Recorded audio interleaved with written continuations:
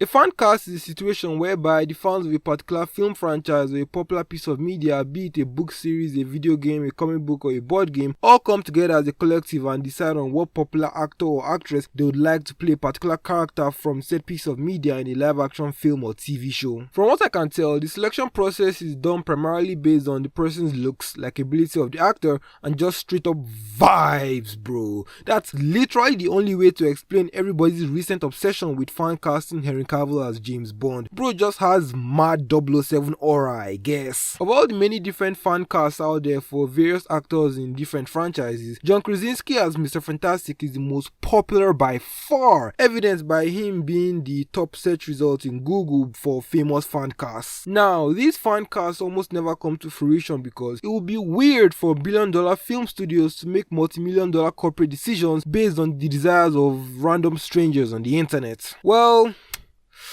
at least it used to be. But in the 2022 theatrically released film Doctor Strange in the Multiverse of Madness, we finally got our wish. At about the 1 hour mark of the movie, to the serendipitous shock of everyone in the theater, John Krasinski was introduced as Mr. Fantastic, aka Reed Richards, the smartest man in the universe. I'm the smartest man alive, Reed Richards of the Fantastic Four. Thanks, Stephen. Then, 9 minutes and 20 seconds later, this happens. Now, let me tell you why that was the single most disrespectful thing that has ever happened in the history of fandom. Mr. Fantastic is the leader of Marvel's first family, the Fantastic Four, a team that comprises of himself, his wife, his brother-in-law, and his best friend. Within this team, and quite frankly the entire comic book universe within which he exists, he is the definitive brains of the operation. This is because he is quite literally the smartest man in the universe. I can run through the entire list, but let's just go straight to the big dog, Tony Stark, the man who invented artificial intelligence twice, nanotech technology, I know what I said, fuck you, and time travel. The guy who did all that? Yeah, he possesses only a fraction of Reed Richards' immense intelligence. He created the unstable molecule suit, which is made with a fabric that changes its molecular structure to fit the needs of the superpowered individual that's wearing it without taking any damage. This is how he's able to stretch without ripping his clothes and how Johnny is able to flame on without burning his suit. The material can adapt to any physical strain it undergoes no matter what. My guy basically compressed millions if not billions of years of evolutionary genetic enhancements and put that shit in his fucking trousers. He created the Time Platform, a device that allows him to instantly teleport to any location on the planet, which we see him use in his cameo in Doctor Strange Multiverse of Madness. Then he created the Afterlife Teleporter, a device that allows him to travel to heaven. Yes, fucking heaven from the Bible, or any other divine afterlife to retrieve the soul of a fallen comrade. And that's not even his craziest fucking invention, bro. He created the Neutralizer, a gun that lets him immediately shut down the uncontrollable powers of members of the Fantastic Four and other mutants. So, you know Wanda, right? The mutants that can manipulate reality at will erased all mutants with a single phrase in the comics and recreated a fucking Infinity Stone in the MCU just because she wanted some dick? Yeah, bro can just be like, nah bitch, go to sleep, and she's out, bro, out for the fucking count. He also casually created 2 separate devices that can completely wipe out the entire planet on a random Thursday afternoon. The antimatter injector and atomic space displacer just cause he felt like it. He wasn't even feeling too smart that day. Bro just went into his lab, came out 5 minutes later with a box and was like, you see this shit? Yeah, it can fuck up your entire planetary situation just like that. And whoops, here's another one in a different color. It does the exact same shit, but this one has atomic in its name, so it's just objectively cooler. Look, I could go on, but the point is, bro is dummy smart and he's a family man. John Krasinski, on the other hand, is a very likable actor made popular by his portrayal of Jim Halpert in The Office, objectively the best sitcom in the world. Don't fucking at me, I won't read your comments. Jim was very easy to like because he was the most relatable character in the entire show. He was tall, good looking, hated his 9-to-5 job, played pranks on the most annoying character in the show, and he made the audience laugh every single episode, either by being genuinely funny or just casually breaking the fourth wall and giving the most relatable reactions to crazy events in a scene, which would resonate so deeply with the audience because it felt like he was part of us. He was one of us and he was on the show reacting the way we would react to bizarre events that were taking place. Also, he had a Wunde sort of romantic dynamic with the prettiest girl in the office, Pam Beasley,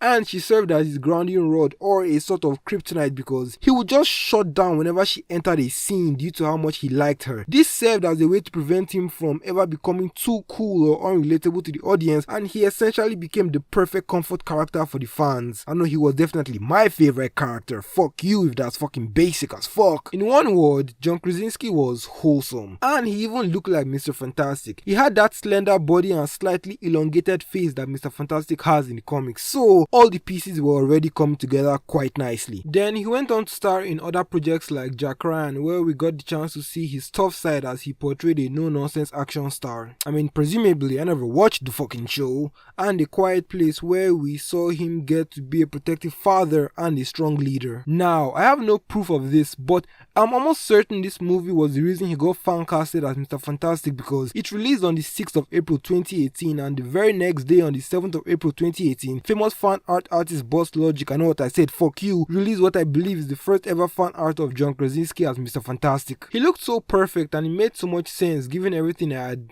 talked about earlier, so the internet just ran with it ever since. In my headcanon, Boss Logic watched A Quiet Place opening day, then immediately went home and made the fan art of him and his wife Emily Blunt, who also starred in the movie as Reed Richards and Sue Storm. After that, we got a lot more variations over the years, which just further proliferated the narrative of him being the ideal choice for the character, especially after the most recent disjointed body horror disaster that was Fan4stick. We all desperately needed that wholesome yet assertive family energy back in our family-oriented superheroes, and less than half a decade later, our prayers would be answered. But make no mistake, I am fully aware of the fact that Disney didn't do this for us as a sort of love letter to the loyal fans or any gay shit like that. It was a very specific set of circumstances that led to the casting of John Krasinski as Mr. Fantastic in the second Doctor Strange film. They had seen that No Way Home, the genetically engineered and modified cameo-fest theme park ride of a movie that was meticulously synthesized in a lab, just made almost $2 billion in a time where the big global virus was discouraging people from going to the theaters. Their last few projects had been eating just fucking utter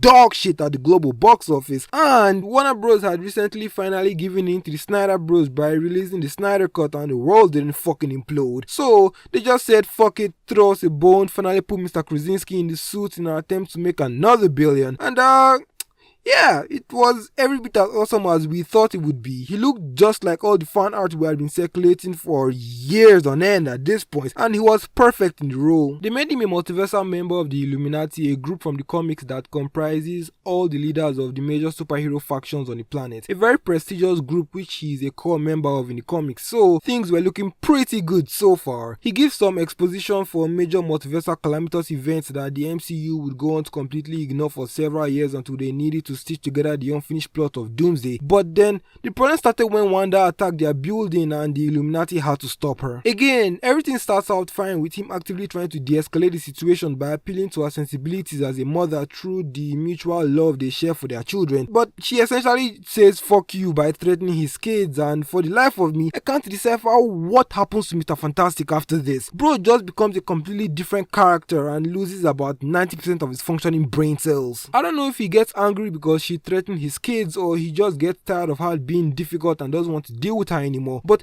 instead of ordering Black Bolt to knock her out with a small blast, he instead foolishly explains exactly how Black Bolt's powers work and how to neutralize them. Wanda, Black Bolt could destroy you with one whisper from his mouth. So she does just that. What mouth?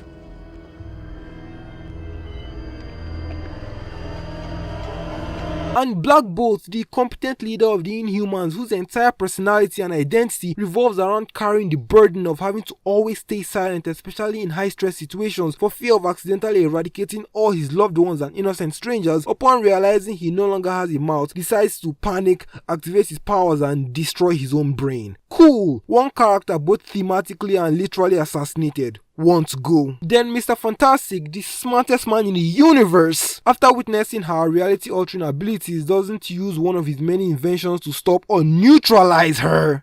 He doesn't use the time platform to instantly teleport her away. He doesn't mobilize his team with a strategically sound plan or attack to stop her. He doesn't even try to engage her in hand-to-hand combat. His bright idea is to stretch his open hand towards her, presumably in an attempt to grab her or shake her fucking hand for all we know, and she immediately just turns him into spaghetti and kills him.